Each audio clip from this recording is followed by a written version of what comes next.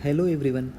सो हम लोगों ने आज कोऑर्डिनेट ज्योमेट्री का एक क्वेश्चन पिक करा है जो कल के एडवांस के पेपर में आया था 2023 जेई 2023 के एडवांस पेपर 1 का क्वेश्चन है ये।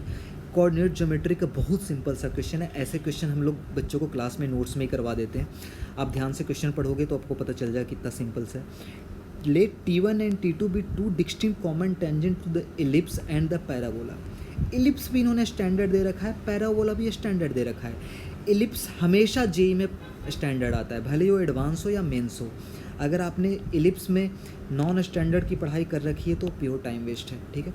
इलिप्स स्टैंडर्ड ही हमेशा पूछा जाता है। चलो अपने इलिप्स का फिगर बना लेते हैं। इलिप्स इन्होंने दे रखा है, सिंपल सा हॉरिजॉन्टल इलिप्स दे रखा है। चलो ये हमने बना लिया। उसके बाद इन्होंने दे रखा है पैराबोला भी स्टैंडर्ड ही दे रखा है, तो और क्वेश्चन इजी हो गया। चलो पैराबोला स्टैंडर्ड दे रखा है तो पैराबोला भी अपन बना लेते हैं स्टैंडर्ड सा। ये पैराबोला हो गया।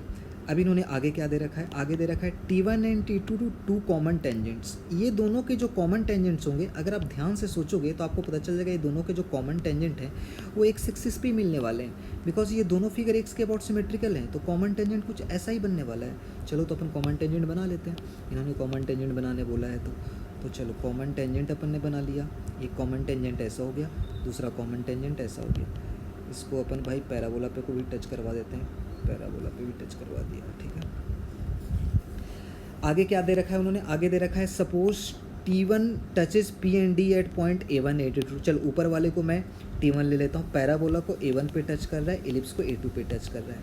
फिर T2 के बारे में क्या दे रखा है, T2 touches P and D A4 and A3, ठीक है। पैराबोला को A4 पे टच कर रहा है एंड इलिप्स को A3 पे टच कर रहा है इन्होंने, ठीक है। ये पॉइंट को मैं मान लेता हूँ P या कुछ भी पॉइंट मान लो। चलो इसको मैं मान लेता हूँ A1 A2 है, इसको मैं B पॉइंट मान लेता हूँ।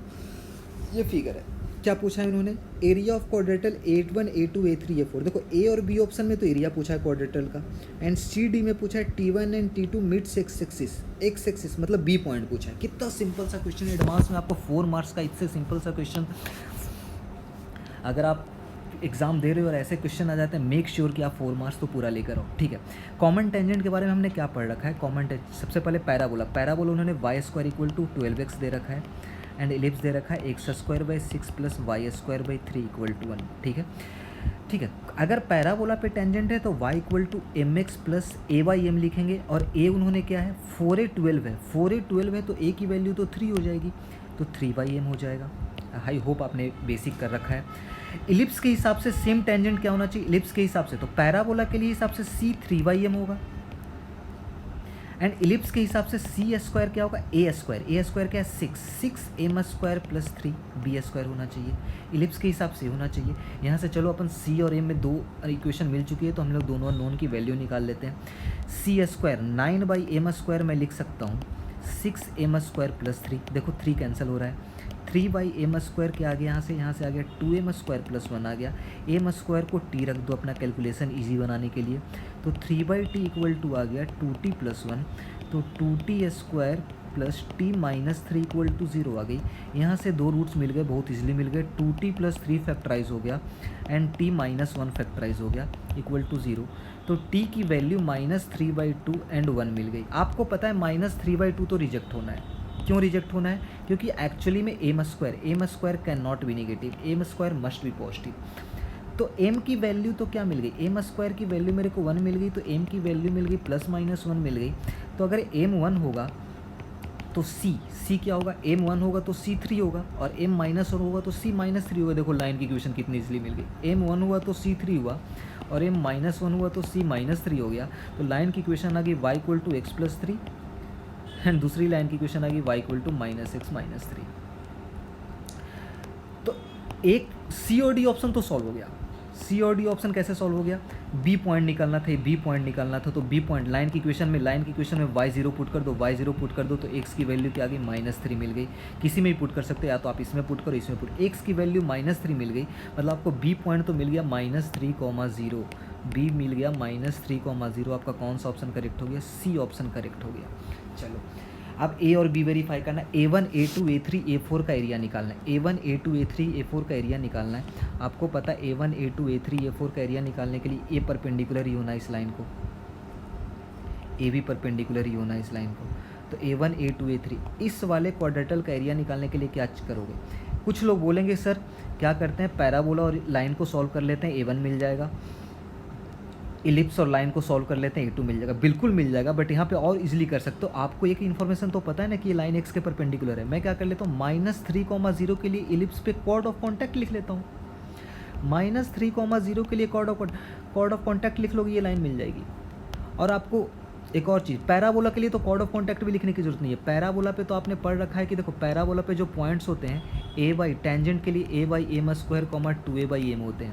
क्यों? पैराबोला के लिए t और 1/m दोनों सेम होता है। तो पैराबोला के लिए तो पॉइंट बहुत इजीली लिख लो। पैराबोला के लिए क्या जगह a3 है और m आपका 1 आ गया, तो 3/1, 2a 6/1, मतलब ये पॉइंट a1 मिल गया 3,6, तो आपको पता चल गया a4 क्या है। a4 ऑब्वियसली 3,-6 हो गया। आपको a2 a3 a1 a2 a3 a4 का अगर एरिया निकालना, आपको पता है ये ट्रेपेजियम है।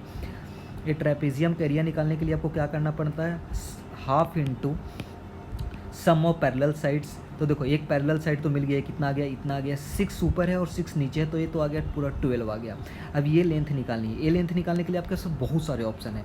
आप या तो लाइन और इलिप्स को सॉल्व कर लो, वरना -3,0 के लिए मैं कॉर्ड ऑफ कॉन्टैक्ट लिख लूँ। -3,0 के लिए मैं कॉर्ड ऑफ कॉन्टैक्ट लिखूँगा किस पे, x² 6 + y² 3 = 1 के लिए कॉर्ड ऑफ कॉन्टैक्ट होता है t = 0। तो -3x मैं t = 0 लिखने वाला हूँ। -3x/6 प्लस y तो ये तो 0 आ गया इक्वल टू 1, तो मतलब x की वैल्यू आ गई यहाँ से x - 2 x + 2 = 0, x + 2 = 0। ये आ गई किसकी इक्वेशन आ गई, ये आ गई इसकी इक्वेशन।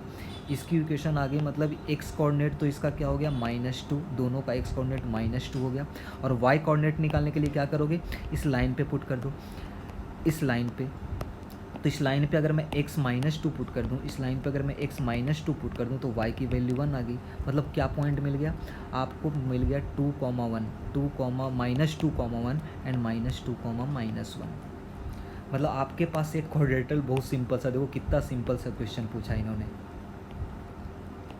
एक ऐसा क्वाड्रेटल था जिसका कोऑर्डिनेट आपको मिल गया -2,1 -2, -1 3,6 एंड 3,-6।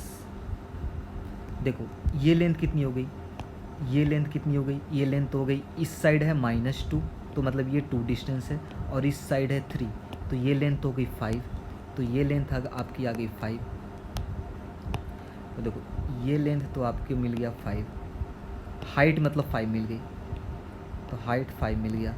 हाइट अगर 5 मिल गया और ये आपकी कितनी है, ये है 12 और ये कितना है, ये है 2, तो आपकी एरिया कितनी होगी, half into height 5 into sum of parallel side 12 + 2, तो ये आ गया आपका 5 × 7 35 स्क्वायर यूनिट्स। 35 स्क्वायर यूनिट्स मतलब कौन सा आपका ए एंड सी। कितना सिंपल सा क्वेश्चन वो कोऑर्डिनेट ज्योमेट्री का उन्होंने पूछ रखा। आपको बस ज़्यादा, अगर आपको जेईई एडवांस भी क्रैक करना है तो बहुत हाई फाई पढ़ने की ज़रूरत नहीं है। फंडामेंटल चीज़ों को बार बार पढ़िए।